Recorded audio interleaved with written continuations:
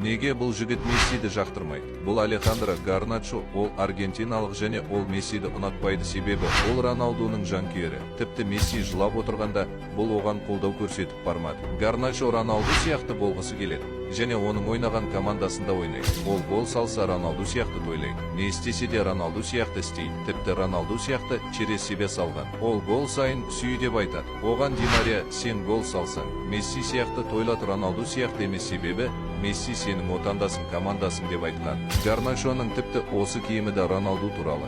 Ал португалдық Феликс болса, ол Мессидің фанаты. Аргентиналық пен португалдық бір-бірінің ұлттық құрамасына ауыстырайық десе қарсы білдірмес. Месси әлеуметтік желіде Гарначоға тіркелмеген, ал Роналду болса тіркеліп, оның фотоларын күнде қарап бақылап жүреді. Гарначоны осы оқиғадан кейін тас жүрек деп көп аргентиналықтар ұнатпайды. Егер Гарначода Португалияға ауысуға мүмкіндік болса, Роналдуның қасына ойланбай ауысып кетер еді.